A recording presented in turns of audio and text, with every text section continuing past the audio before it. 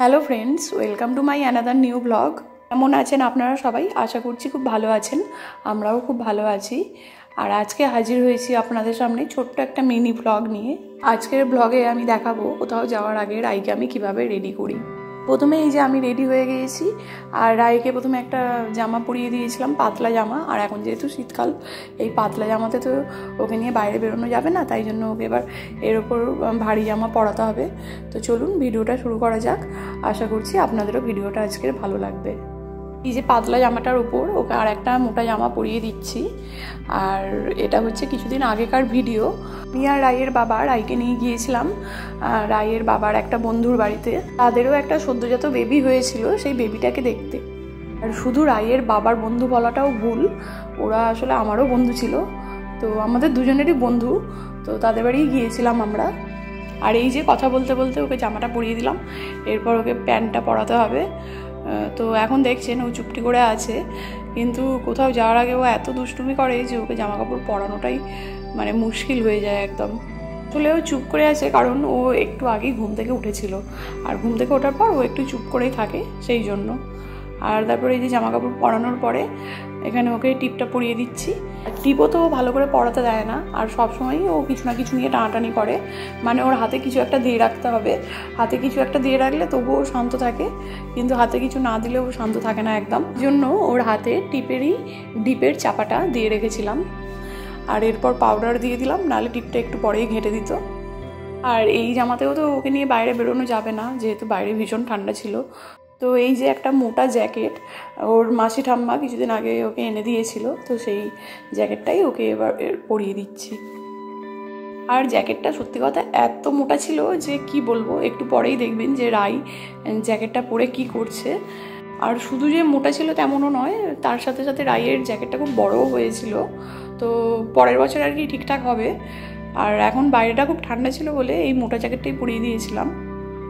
তবে জ্যাকেটটা খুব সুন্দর ছিল, আর একদম কোয়ালিটিটা খুব নরম ছিল। তো বাচ্চাদের পরে খুবই আরাম আর কি। আর এরপর ওকে মোজাটাও পরিয়ে দিচ্ছি, মোজার উপর জুতো পরাবো, মানে যতটা প্রোটেকশানে আর কি নিয়ে যাওয়া যায়, যাতে বাইরের ঠান্ডাটা না গায়ে লাগে, সেই জন্য। আর এই যে এরপর ওকে বুটটা পরিয়ে দিলাম। আর যেই বন্ধুর বাড়িতে যাচ্ছি তাদের বাড়ির ডিস্টেন্স আমাদের বাড়ি থেকে বেশি নয়, ওই 10-15 মিনিটের রাস্তা। ওই বাইকে করে যেতেই যতটা ঠান্ডা লাগবে আর কি। তারপর বাড়ির ভেতরে গেলে তো আর কি সেই নর্মাল টেম্পারেচার।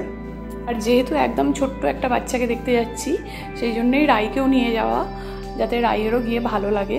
আর প্যান্টটা পরিয়ে ওকে বসাতেই ও কিন্তু বেশিক্ষণ বসে থাকতে পারেনি, প্যান্টের ভারে ও শুয়ে পড়েছিল।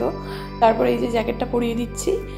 আর আমি আগে জুতোটাকে পরিয়ে ফেলেছিলাম, সেটাই রায়ের বাবা আমাকে বলছিল যে তুমি কেন আগে জুতোটা পরিয়ে দিলে, ওটাতে তো ওরই অসুবিধা হচ্ছে। আর এদিকে জ্যাকেটটাও পরিয়ে দিয়েছি, ব্যাস চেনটা আটকে দিলাম, তাহলেই ও রেডি হয়ে গেল। আর হ্যাঁ, শুধু এই টুপিতে ওর হবে না, এই টুপিটা পরে বাইকে করে গেলেও ওর কিন্তু ঠান্ডা লাগবে, তাই জন্য এর ভিতরে আরও একটা টুপি পরাবো, কিন্তু সেটা একটু পরে পরাবো, যেহেতু ঘরের ভেতর তো আর অত ঠান্ডা নেই। কিন্তু এই জামা কাপড়টা পরতেই ওর কিন্তু বেশ গরম লাগছিল। আর এই যে দেখুন, হঠাৎ করে ছেড়ে দিতেই ওর টলটল করতে করতে চলে এসেছে সামনে। আসলে অনেকটাই ভারী ছিল জ্যাকেটটা, ওই জন্য। আর জ্যাকেটটা পরে ও তো খালি ধপধপ করে এখানে ওখানে বসে পড়ছিল জ্যাকেটের ভারে। তো এই যে এবার ওর ঠাম্মা দাদুর ঘরে এসেছে ঠাম্মা দাদুকে দেখাতে। আর তারপর তো আমরা আগেই রেডি হয়েছিলাম, জাস্ট রাইকে রেডি করারই অপেক্ষা ছিল। তো সবাই মিলে রেডি হয়ে চলে এসেছি ওর বন্ধুর বাড়িতে। এই যে সেখানে এসেই রাই এরকমভাবে দোলায় দুলছে। আর রাই তো দোলা খেতে খুব পছন্দই করে, আর এখানে এসেও ওর বেশ আনন্দই হচ্ছে।